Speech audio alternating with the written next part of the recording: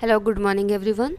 So, again, I'm here for you all, and this is your chapter number 1 and class 9th. सो हम अब class 9th को थोड़ा सा cover करने की कोशिश करेंगे। देखिए, इसमें बहुत सिंपल है, जैसे कि मैंने अपने प्रीवियस वीडियो में आपको बताया इरेशनल नंबर क्या होते हैं, बट मैं फिर भी एक बार आपको थोड़ा सा बता देती हूँ। तो देखिए, टाइप्स ऑफ नंबर्स का वीडियो ऑलरेडी है, आप उसको चेक कर सकते हैं। जितने भी नंबर्स होते हैं, जैसे इंटीजर्स हो गए, इंटीजर्स में क्या आ जाएंगे, आपके पॉजिटिव नंबर आ जाएंगे एंड प्लस नेगेटिव नंबर आ जाएंगे, ठीक है। Rational number and fractional number, दोनों में आपको डिफरेंस पता होगा, नहीं पता तो आप वीडियो देख सकते हैं। देन प्राइम, को प्राइम, इवन, ऑड एंड और भी कई सारे आपके बहुत सारे टाइप्स के नंबर्स होते हैं। तो वो सारे नंबर्स का जो एक, आप इन सबको एक ग्रुप में पूरे सबको ना एक झोले में अगर डाल दो, आप keep them in a bag, right, तो आपको वो जो नंबर्स मिलेंगे ना, उन नंबर्स को हम बोलेंगे आपके रियल नंबर्स। उन नंबर्स को हम क्या बोलेंगे, रियल नंबर्स, ठीक है। अब जो नया टर्म आपके पास आया वो आया है इरेशनल, ठीक है। तो इरेशनल नंबर्स भी आपके रियल नंबर्स के अंडर ही आते हैं, बट इरेशनल नंबर का क्या होता है, इसको आप पहले आप फ्रैक्शनल समझिए, फिर rational and then irrational. Fractional क्या होते हैं, जिनको हम पी अपॉन क्यू के फॉर्म में लिख सकते हैं, जैसे 1/2, 3/4, 9/8, लाइक। बट इसमें क्या होता है कि पी जो होता है, पी आपका एक होल नंबर होता है। पी की वैल्यू क्या होती है, एक होल नंबर होता है, मीन्स पी जो है 0 to इन्फिनिटी आपका जा सकता है, ठीक है। एंड क्यू क्या होता है, क्यू आपका एक नेचुरल नंबर होता है, मतलब क्यू की जो वैल्यू होगी वो 1 से स्टार्ट होगी एंड टिल इन्फिनिटी।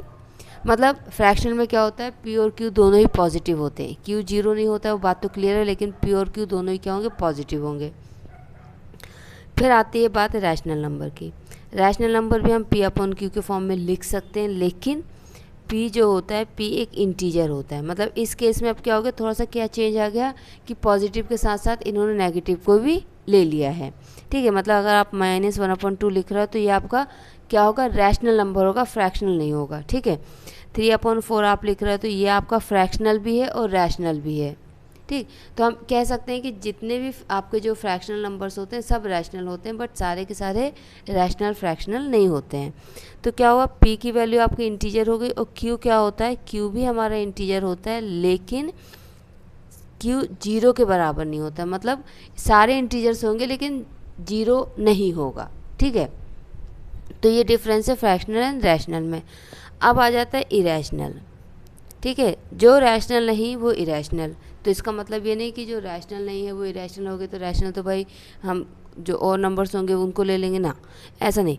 आप कह सकते हो जिसको हम पी अपॉन क्यू के फॉर्म में नहीं लिख सकते, ऐसे नंबर्स जिनको हम पी अपॉन क्यू के फॉर्म में नहीं लिख सकते। अब वो नंबर्स कौन से होते हैं, जैसे अगर आप √2 लें, तो √2 की वैल्यू क्या होती है, बस चलती रहती, एंड नहीं होती। ये अलग बात है कि हम अपने मैथमेटिकल सॉल्यूशंस में या कहीं पर अगर हम यूज़ कर रहे हैं √2 को, तो हम √2 के जगह क्या करते थे, 1.414 ले लेते हैं। मतलब अप टू 3 डेसिमल हम वैल्यू ले लेते हैं हमारे कैलकुलेशंस के लिए, ठीक है। जैसे आपके परसेंटेज आते हैं कि 76.2, ठीक है, 89.5, आप अपने परसेंटेज कहाँ तक ले रहे हो, 1 डेसिमल तक ले रहे हो। अगर 2 डेसिमल तक लेंगे तो हो सकता है कि इनके परसेंटेज 76.25 हो, इनके परसेंटेज 89.59 हो, ये भी हो सकता है, ठीक। तो जैसे हम एक्यूरेसी हमें जितनी ज़्यादा चाहिए होती है उसके अकॉर्डिंग हम डेसिमल को बढ़ाते जाते हैं। तो इरेशनल क्या हो गया, सिंपल, जिसको हम पी अपॉन क्यू के फॉर्म में नहीं लिख सकते हैं। जितने भी प्राइम नंबर्स होते हैं सबको जो रूट होता है ना वो सारे इरेशनल ही होते हैं, और आपको और आगे नंबर्स मिल जाएंगे। अभी इरेशनल का इतना ज़्यादा आपका एक्सरसाइज 1.1 में यूज़ नहीं है, बट फिर भी मैंने बता दिया क्योंकि आगे तो है यूज़। अभी हम करेंगे एक्सरसाइज 1.1, और ये रही आपकी एक्सरसाइज 1.1। अब आप इसमें देख सकते हैं फर्स्ट क्वेश्चन आपका क्या है, is 0 are rational number, can you write it in the form of P upon Q, where P and Q are integers and Q is not equal to 0। देखो क्यू तो इक्वल टू 0 होते ही नहीं ना, rational fractional irrational, मतलब irrational में तो चलो P upon Q के फॉर्म में हम लिख ही नहीं सकते, बट फ्रैक्शनल और रैशनल में क्या होता है, क्यू तो 0 हो ही नहीं सकता। तो बट इन्होंने क्या ना स्टार्टिंग में बच्चों को बड़े आराम से सारी चीज़ें क्लियर कट करके वो लिखते हैं, क्योंकि सारे बच्चे इतना डीपली नई चीज़ों को ऑब्जर्व करते हैं तो वो लिख देते हैं, राइट। अब उन्होंने पूछा ये जो जीरो है क्या ये एक रैशनल नंबर है। अब आप रैशनल नंबर की डेफिनेशन पे जाओ। रैशनल नंबर की डेफिनेशन क्या है, पी अपॉन क्यू के फॉर्म में होना चाहिए और क्यू जीरो नहीं होना चाहिए, और पी जो है कोई सा भी इंटीजर हो सकता है, तो मतलब जीरो भी हो सकता है, ठीक है। अब अगर मैं 0.1 लिख दूँ या 0.2 लिख दूँ या 0.100 लिख दूँ, ठीक है, तो क्या होगा, जीरो को 100 से डिवाइड करो, जीरो को 1 से डिवाइड करो, जीरो को 2 से डिवाइड करो, जीरो को किसी से भी डिवाइड करो, आंसर तो क्या आना है आपका, इक्वल टू जीरो ही आना है। बट हमने इसको पी अपॉन क्यू के फॉर्म में लिख दिया, जहाँ पे पी एक इंटीजर है और क्यू जीरो के बराबर नहीं है। इसका मतलब क्या है कि जीरो एक रैशनल नंबर है। क्लियर। नेक्स्ट क्वेश्चन क्या है आपका, find the 6 rational numbers between 3 and 4। ये क्वेश्चन आपने 7th में भी किया है, 8th में भी किया है और अब आप 9th में भी कर रहे हैं, और इस टाइप का क्वेश्चन या फिर ये क्वेश्चन आपका एग्जाम में 101% आएगा, ठीक है, ये भी ध्यान रखिएगा। तो इसको करने के दो आपके तरीके हैं, और ये हमेशा क्या होता है कि जो बच्चे को अच्छे समझ जाते हैं ना, तो सारे बच्चों के आंसर्स हमेशा अलग ही आते हैं, डिफरेंट आते हैं। रीज़न क्या है, उन्होंने क्या बोला है आपको, 3 एंड 4। तो जो इसका फर्स्ट मेथड है पहले मैं वो आपको बता देती हूँ, और वो बहुत ही अजीब सा, नहीं मेथड सही है बट थोड़ा सा टाइम कंज्यूमिंग है, वो उसको आप अगर एग्ज़ाम में करोगे तो आपका काफ़ी टाइम चला जाएगा। 3 एंड 4 इसके बीच में आपको रैशनल नंबर निकालने, मतलब पी अपॉन क्यू के फॉर्म में नंबर्स निकालने, जो आपका फर्स्ट मेथड है, ठीक है। मैं बताती ज़रूर हूँ बट मैं प्रीफर नहीं करती कि आप ये मेथड करो। अगर 1-2 नंबर निकालने देन इट्स फाइन।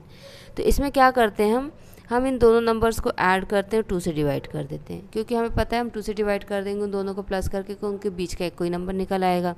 तो ये क्या होगा, 7/2, आंसर आ गया 3.5। नेक्स्ट क्या होगा, अब हम ये वाला नंबर लेंगे और इन दोनों में से कोई एक, नॉर्मली ये वाला लेते हैं, तो क्या होगा 3 + 3.5 again divide by 2, 6.5 divide by 2, answer क्या आएगा 3.25। अब इसमें प्रॉब्लम ये आती है, क्यों मैं इसको मना करती हूँ कि इसको नहीं करना चाहिए, प्रॉब्लम ये आती है, पहला तो ये पॉइंट में आ गया, और पॉइंट के कैलकुलेशन अपने आप में सिंपल कैलकुलेशन से थोड़े से कठिन होते हैं, कॉम्प्लिकेटेड होते हैं।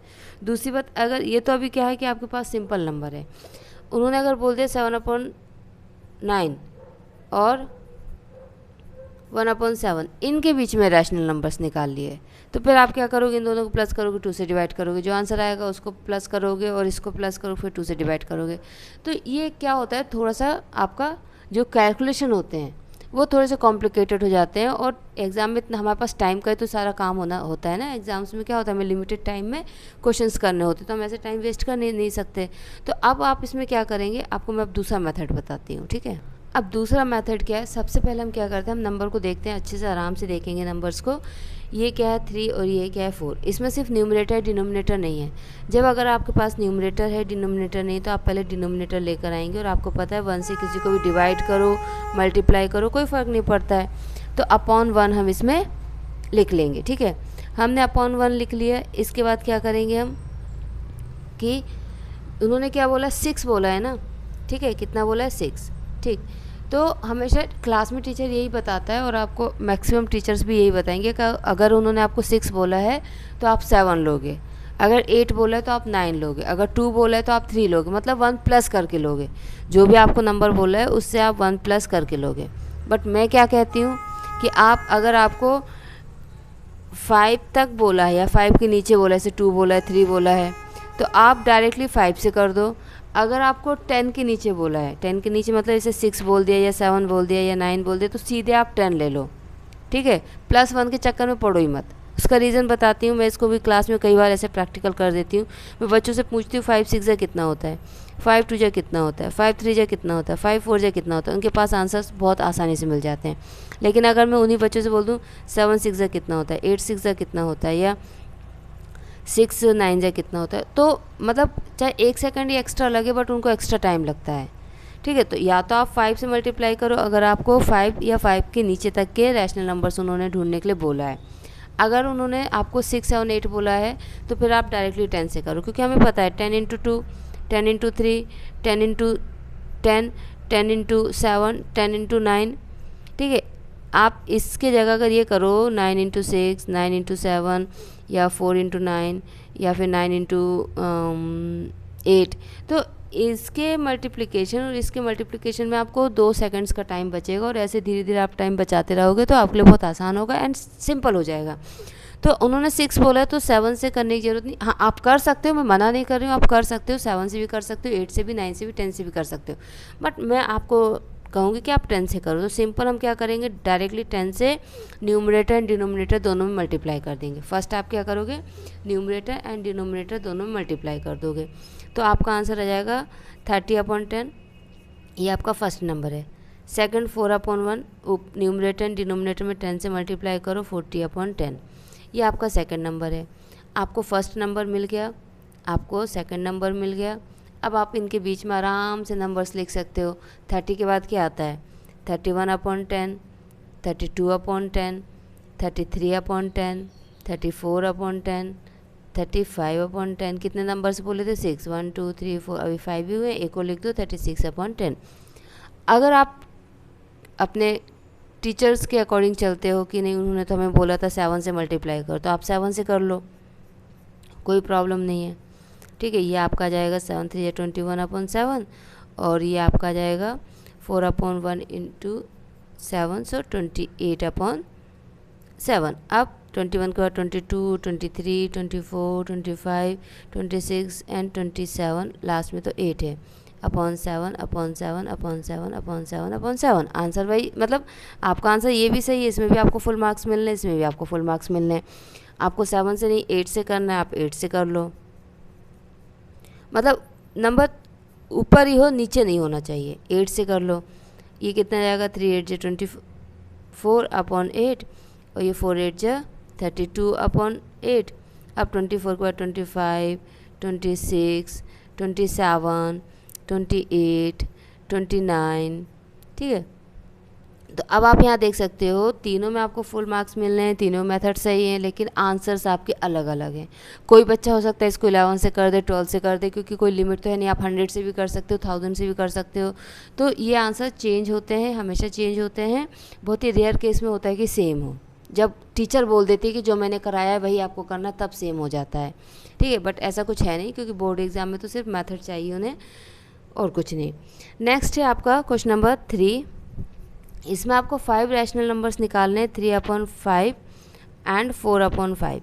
अगेन कितने निकालने, सॉरी 5 रैशनल नंबर्स निकालने, तो डायरेक्ट 10 से मल्टीप्लाई कर दो, क्योंकि 5 निकालने तो हमें ऊपर ही जाना है, नीचे नहीं आ सकते, और 5 से भी नहीं कर सकते। ठीक है, एंड इसमें बहुत बड़ा प्लस पॉइंट है कि आपका डिनोमिनेटर सेम है। अगर डिनोमिनेटर सेम नहीं होता तो हम एलसीएम लेके पहले डिनोमिनेटर को इक्वल करते, सेम करते, उसके बाद हम करते। तो यहाँ पे डायरेक्टली आप 10 से मल्टीप्लाई कर दो। अगेन मैं आपको कह रही हूँ आप 6 से भी कर सकते हो, 7 से भी कर सकते हो, 8 से भी कर सकते हो, 9 से भी कर सकते हो। ठीक है, बट मैं डायरेक्टली हमेशा 10 से कर देती हूँ। तो ये आपका आ गया 30/50, एंड ये 4/5 है, 10 से मल्टीप्लाई कर दो, तो ये आपका आ गया 40/50। अब आराम से आप नंबर लिखो, 31/10, 32/10, 33/10, 34/10, 50, 10 नहीं 50, राइट, 35/50, 36/50। आराम से आप नंबर्स लिखो, ये आपका आंसर है, बहुत सिंपल हो जाता है। ठीक है, नाउ नेक्स्ट आपका क्या है, स्टेट ट्रू एंड फॉल्स। तो इसमें ट्रू एंड फॉल्स आपको बताने हैं।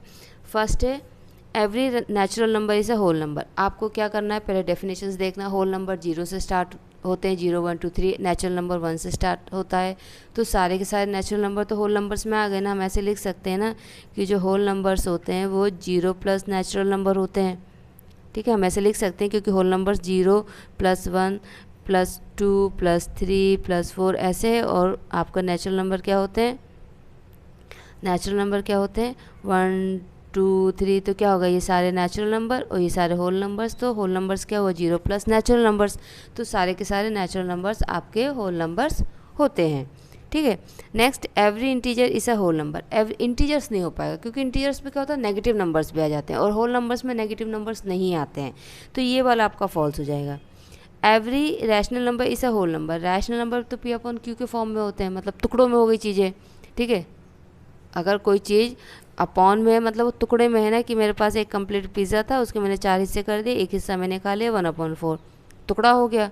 ठीक है।